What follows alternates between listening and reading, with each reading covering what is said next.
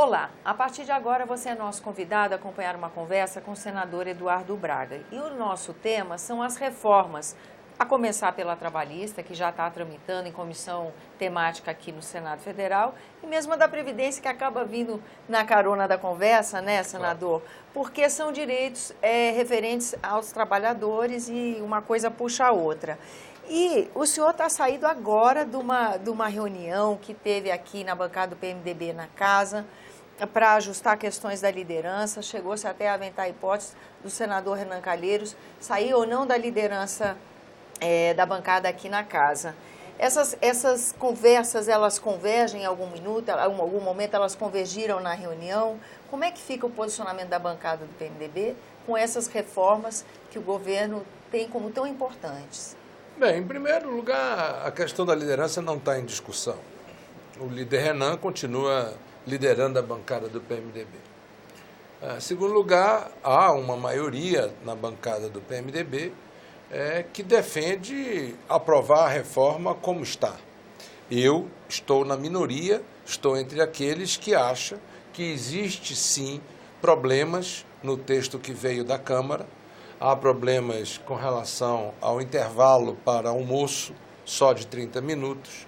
Há problemas com relação à questão do trabalho intermitente, que precisa ficar bem mais regulado e bem mais claro do que está.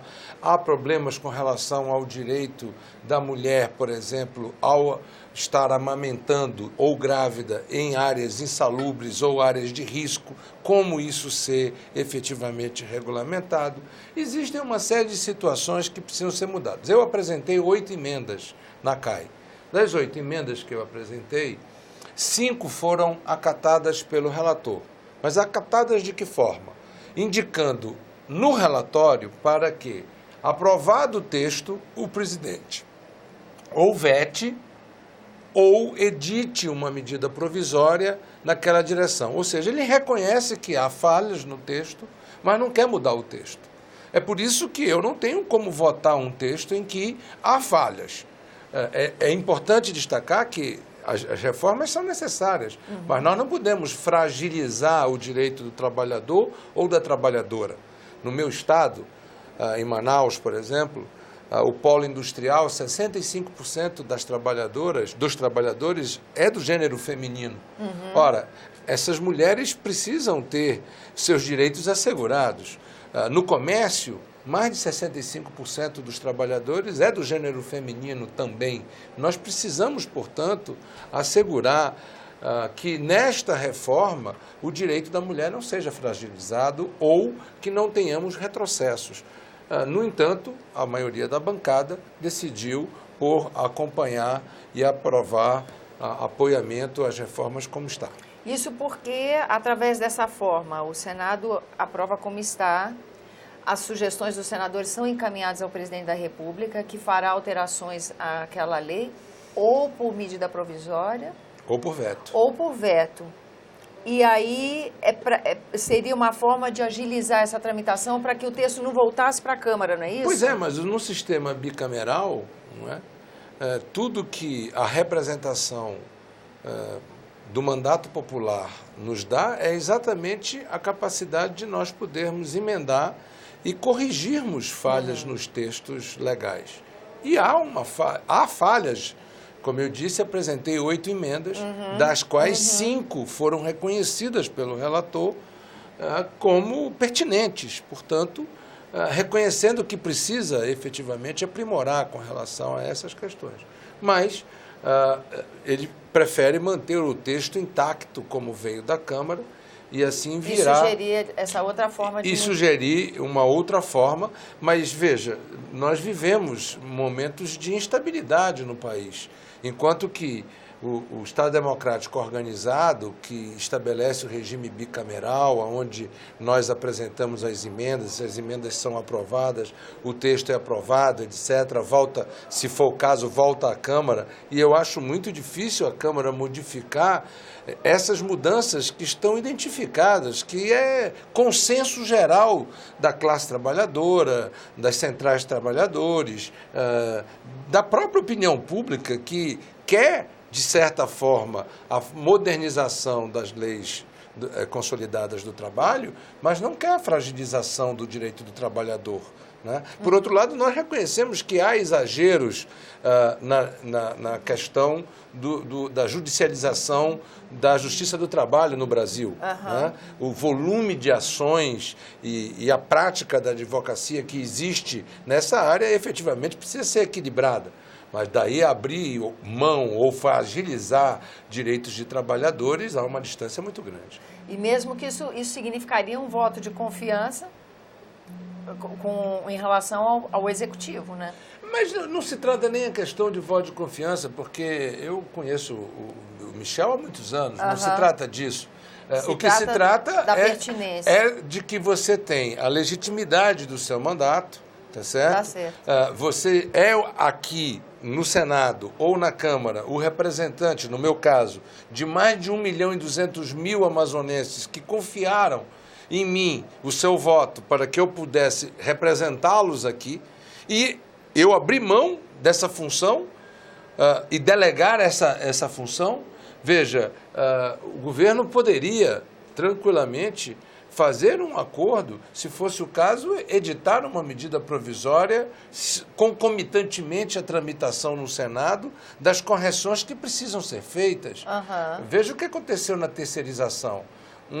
Uma lei aprovada em 1998 no Senado, sim, que estava dormindo na Câmara dos Deputados desde 1998, de repente foi retirada da gaveta, foi aprovada na Câmara como estava e foi sancionada sem nenhum veto.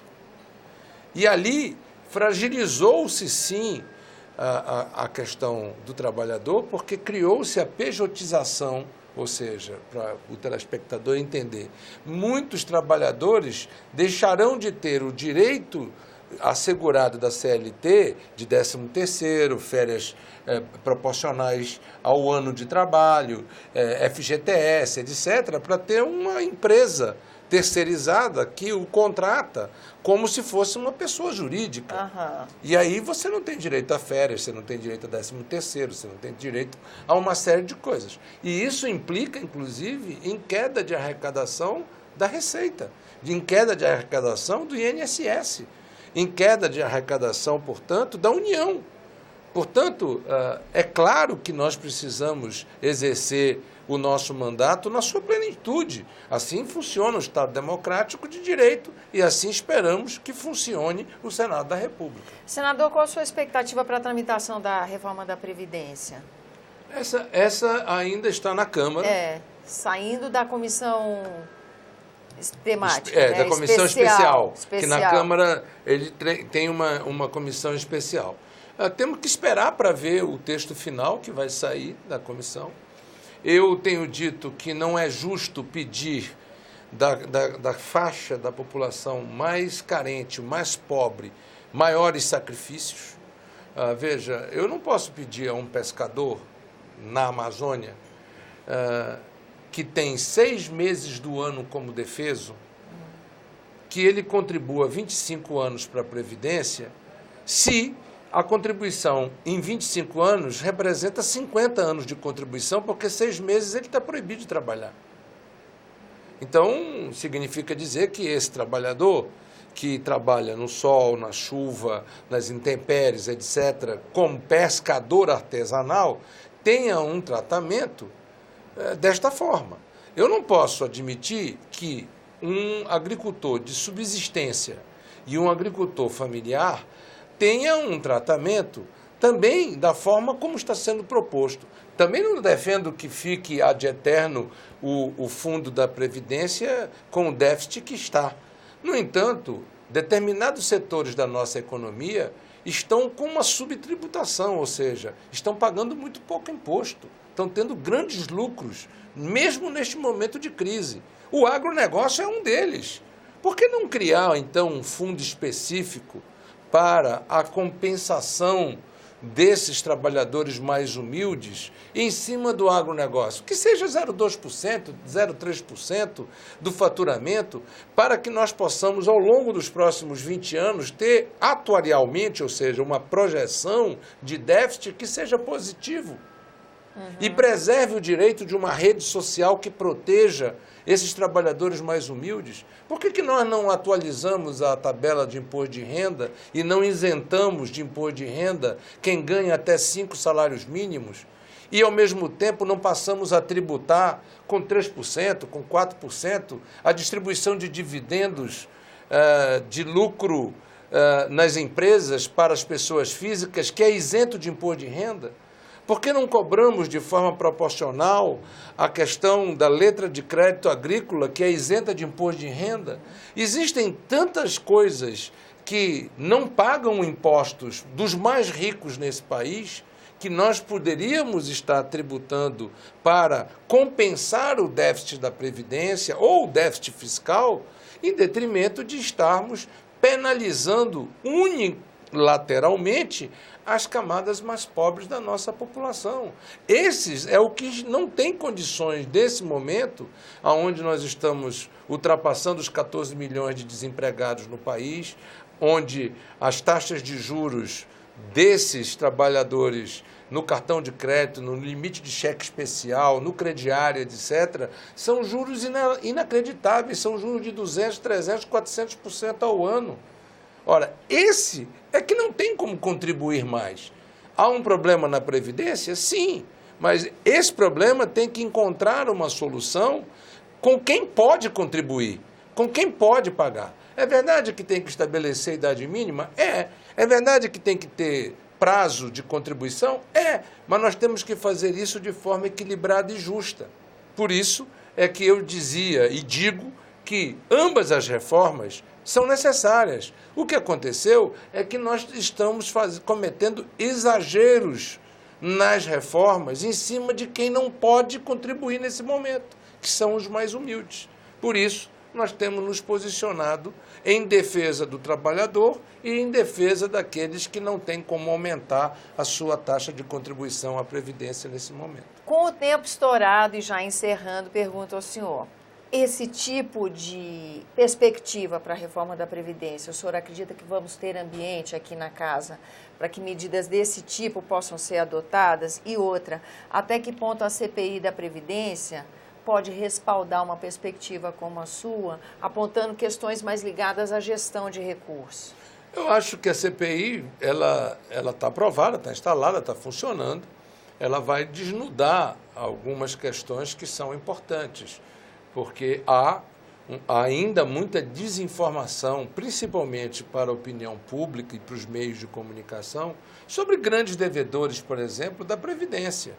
Especula-se de que grandes conglomerados e grandes empresas são devedoras do INSS de forma abusiva, não é? E que trabalhadores são, obviamente, prejudicados por causa disso. E, portanto, nesse sentido, a CPI vai esclarecer as coisas. Mas o que eu acredito mesmo é que o diálogo, tá certo? E o bom debate no parlamento, dentro da democracia, é a solução para que as reformas possam acontecer, mas de forma equilibrada, de forma justa e socialmente aceitável.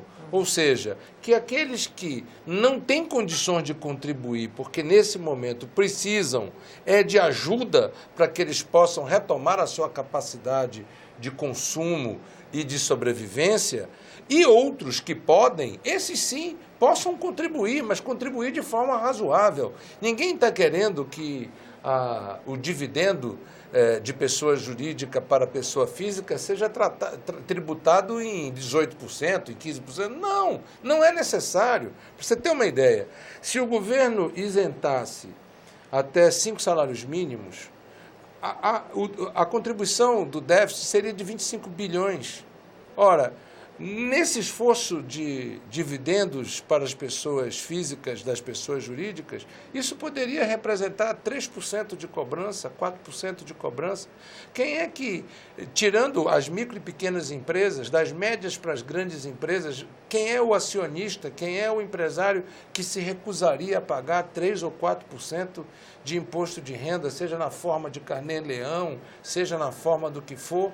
Nós voltaríamos a ter as pessoas com recurso para consumir, portanto, os empresários voltariam a ter lucros, as empresas voltariam a fabricar mais, gerar emprego, o ciclo econômico avançaria. Claro que somado a microcrédito, a taxa de juros e a outras medidas que precisam ser adotadas. Mas olhando para essas reformas, essa é uma das formas de poder fazer um equilíbrio tributário justo para uma sociedade que está tão penalizada como a sociedade brasileira. Senador, eu agradeço a sua presença aqui no nosso programa. Eu é que agradeço. E agradeço também a você que nos acompanha, lembrando que esse é o programa Argumento e que você é o nosso convidado a fazer sugestões e críticas ao trabalho da TV Senado pelo 0800 61 2211, que é uma ligação gratuita. Lembro também que é possível rever esse e outros dos nossos programas com o endereço eletrônico senado.leg.br/TV. Até a próxima.